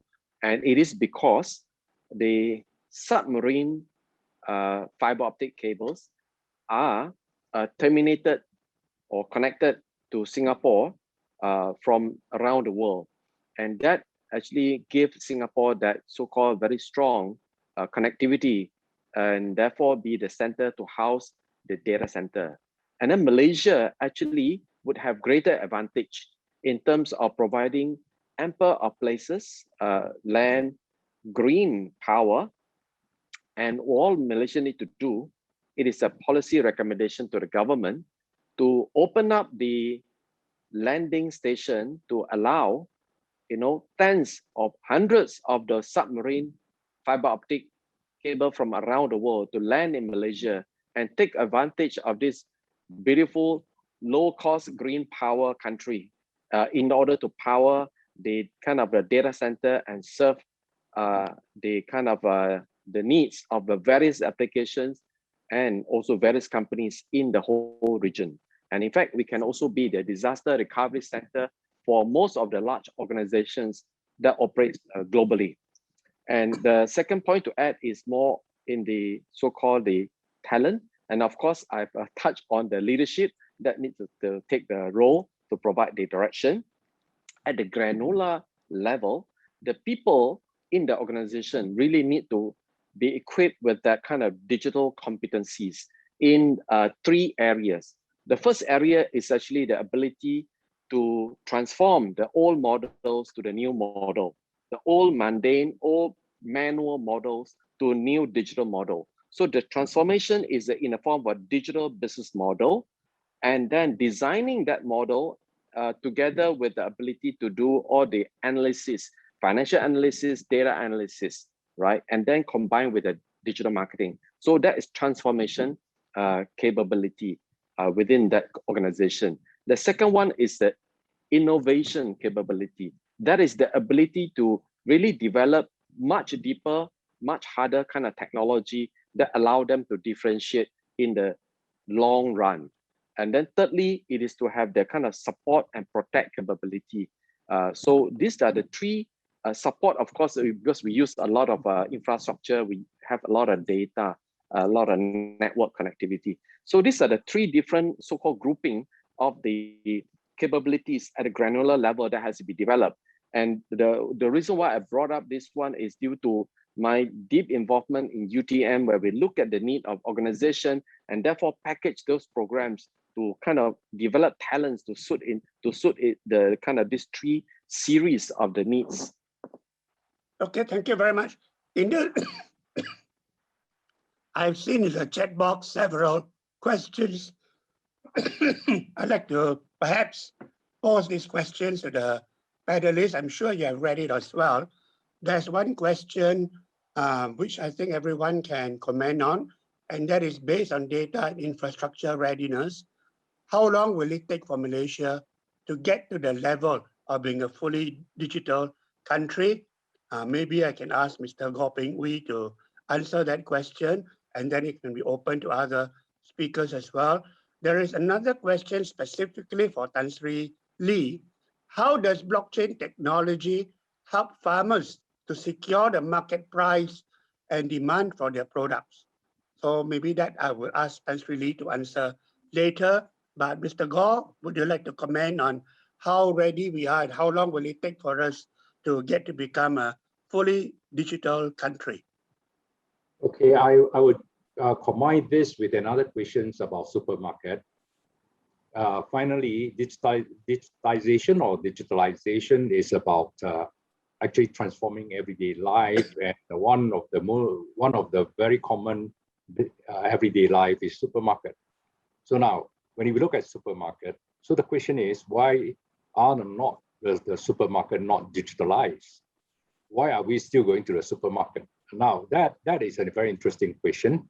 The answer is, if you look at from solution point of view, now we actually automated the Yuan group, which is so-called JASCO group worldwide. And that means solution-wise, obviously is there, because JASCO sells everything, right? I mean, or Aeon sells everything. So that means solution-wise is there. But then, so what is that is preventing that's preventing the supermarkets from digitalization? Now, I would actually lead that to the so-called digitization of the bank, or called digital bank. Now, on the surface, there are digitalization solutions for the bank. Therefore, the bank has the money. By right, there shouldn't be any challenges. It should be easily digitalized or digital, but the fact it is not as simple as that. Now, so there must be something not simple, that between converting day-to-day life problems to the so-called cloud computing, or so-called what we call end-to-end, which means you're reaching from last mile to the ground. Okay? You solve the two problems of last mile and ground, which is day-to-day life. Now, we did this transformation in Thailand, as I said just now. Is a very massive transformation, multi-billion US dollar transformation, and basically it is line-to-line transformation. That means you focus on one line, okay, and you actually complete that line transformation. So what is the challenge of doing that? The challenge of doing that is to have a group of people who strategically go along with the solution, because obviously when you do new things, you need new ideas, you need new execution, everything new, execution, preparation, ideas, everything has to be new, not just the digital solution, right? So is whether you can couple these two together. And that was what we did in Thailand, where we coupled two together. And now the execution become very straightforward. It's a execution team where the technologies are all provided by Silverlake, while the idea execution, the preparation, and so on, which also need a new way of looking at things, is another group of people. Okay, it could be consultants, it could be the new people that are trained for this. Now, so the challenge of a supermarket, whether supermarket can be digitalized, is actually as simple as the solutions are there, but the preparation and the type of people to facilitate, to enable that transformations are not there. Now, we actually created, we are moving our solution into cloud, and it's called Agora Cloud. And I believe my people are talking to Huawei on providing this Agora Cloud in the cloud. Now, that which means any supermarkets is able to use that.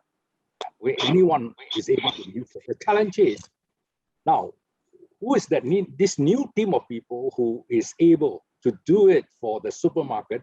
Because when you look at a supermarket, actually it's not as simple as just a few things. You know, the supermarket is famous for having 100,000 things, and each one made a few cents or a few dollars. You know, that is the challenge of a supermarket. And you can't say, I'm not interested in Nescafe Black, I'm not interested in Nescafe Gold. You have to sell Nescafe Black and you have to sell Nescafe Gold. And that management is very complex. Wait, and whether which one is selling, which one is not selling, if it's not selling, it becomes expired. Now you become a cost, becoming a write-off on the supermarket. There are many management problems in the supermarket. Okay? And now that, unfortunately, the owner, usually the small supermarket, the owners are already very busy. Therefore, you ask them to transform, to go and understand digital sciences. You know, the expectations are unreal. It's impossible. Now, so if you look at these challenges, now I'll sum it up in Malaysia. The good news about Malaysia is that when Dr. Mahathir launched the MSc, actually it prepares a lot of new talents. If you look, if for the last 40 years in this industry, actually I saw a lot of young, capable people coming out because of this MSc strategy. So it was a great success in preparing for solutions. Okay? But solutions alone don't work. Okay, you need transformative minds. You need transformation people to come in. But what is transformation become a headache? Okay, no, it's a very simple word that actually no definition. And that's the reason why I talk about models. Now, without a very clear model, nobody can work together because your transformation is not my transformation. Now you need to build very clear model so that everyone share the same transformation. Now that is basically what we are doing in Thailand. We are doing also in some of the banks here. And that actually is duplicable to the supermarkets. And so if we sum up looking at Malaysia, now the one thing is coming to the talents that we have developed in the MSc, and there are a lot of them. And so in that sense, we do have very good foundation to move into IR4. The next challenge is, okay, who are the people who are supposed to move to the IR4? Now, and that has to be a strategy.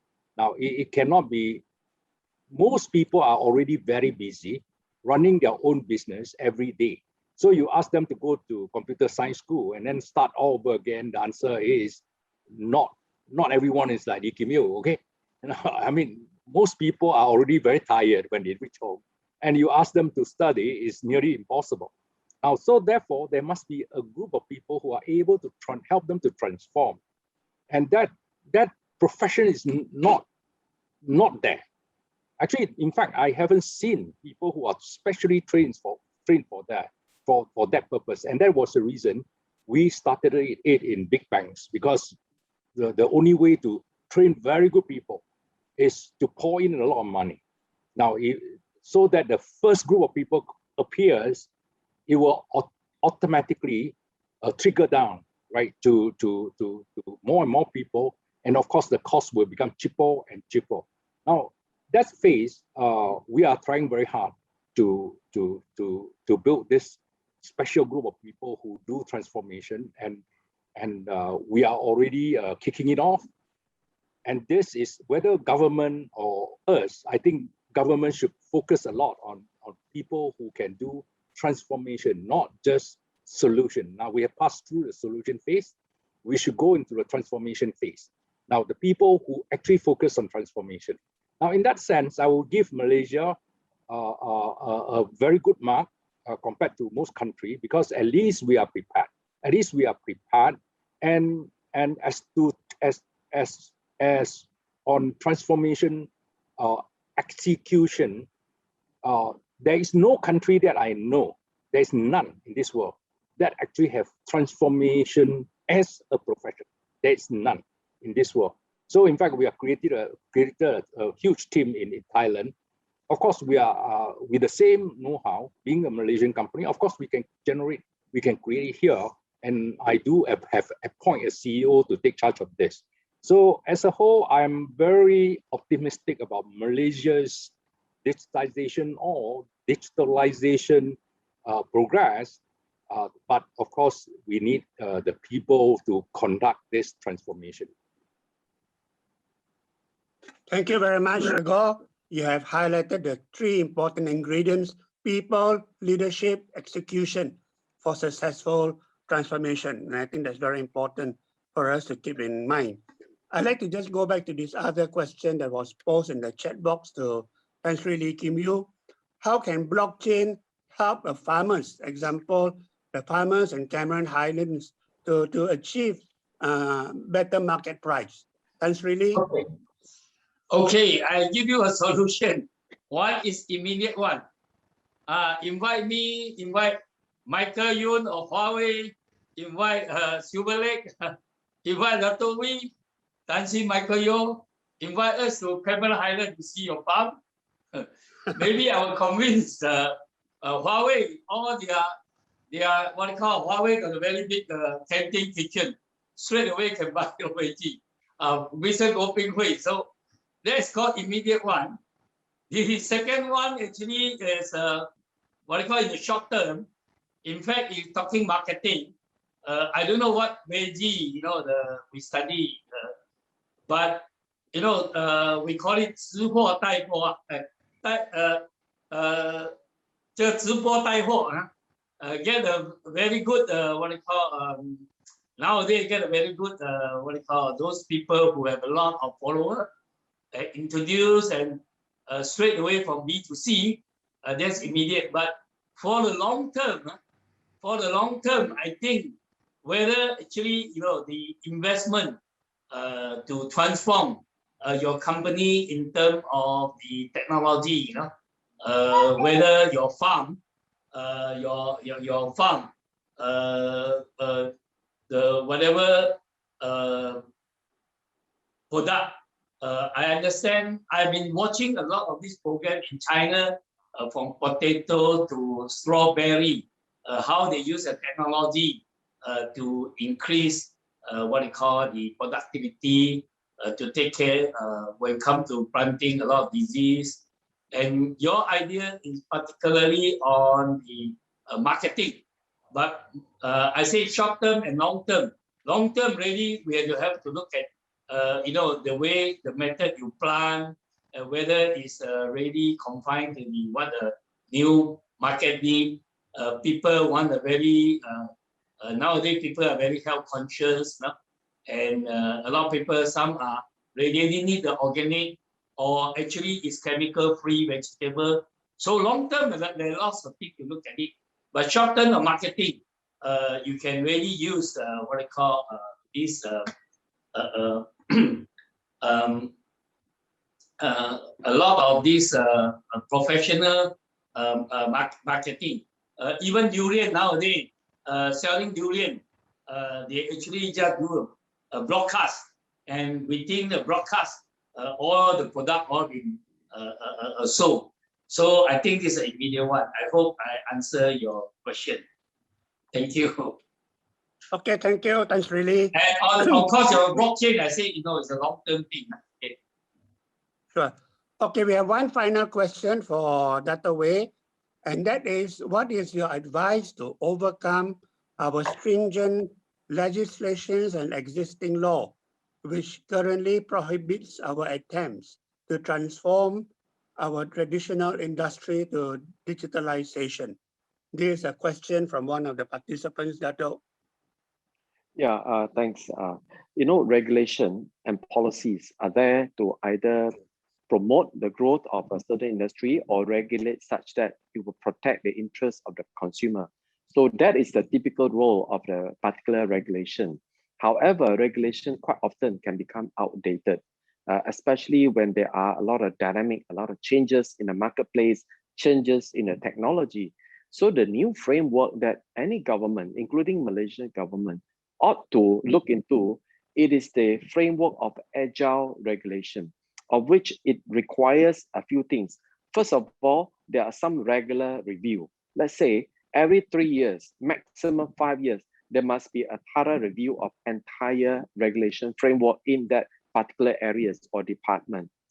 And then secondly, have a so-called a concept whereby there is this exception of which it is by mean of informed decision, because sometimes some regulation has to be adhered to for safety purposes and for the whatever customer protection. But then if it's overdone, it can then set a very rigid standard. And then if there is actually certain so-called approval by exception, which is made transparent, that means it must be made known, published in the web, so that people know why this particular item and is actually allowed under this regulation for whatever reasons. Very much like the emergency use of either the vaccine or emergency use of the test kit for the COVID. So there is always this room for emergency use, and therefore the expert group must make the informed decision and be able to take the accountability. You cannot leave it to like a wider so-called committee and everyone committee after committee and nobody make decision. And thirdly is that it provides sandbox all the time for people to experiment with new ideas. I think China in this regard has been doing very well because they like to do sandbox in a large scale, city-wide or the whole province-wide. So that sandbox allow a real usage such that it becomes a proven technology before it is proliferated to the wider usage. Thank you very much, Dato. I think we'll bring this to the end of today's webinar. I think we've heard very interesting presentations and also answers to questions from our 4 distinguished speakers, from Mr. Michael Yuan, Mr. Peng, Dato Chuan, Beng, Tan Sri Michael Yeoh. So we must thank all of them for their insightful knowledge, their views, and their clarifications and their sharing of experiences. Once again, I want to thank Huawei Malaysia for sponsoring today's webinar, and to thank all of you for participating. We have as many 178 people who registered today for the webinar, one of the highest registration we had for any webinars this year. So thank you to all the participants who have come in to join with us and participated today. So very good evening, and thank you to all the sponsors and the speakers again. Thank you for being with us. Thank you, Tan Sri Michael Yeoh. Thank you.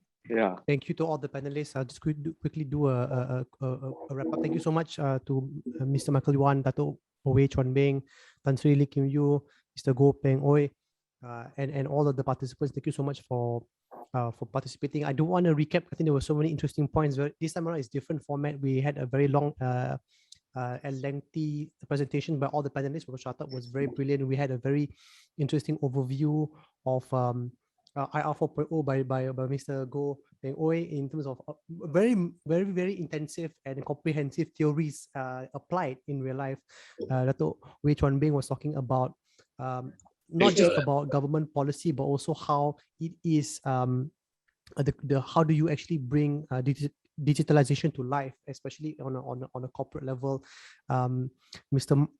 Michael Yeoh was talking about how Huawei's 20 years in Malaysia and how it has collaborated with many stakeholders in the country to help in Malaysia's journey to become a digital country. And finally, Tan Sri Michael Yeoh was a very interesting story about his journey, despite not having that tech background, but being able to. It is very impressive for a man who's almost 70 years old who does not use PC to launch a blockchain company.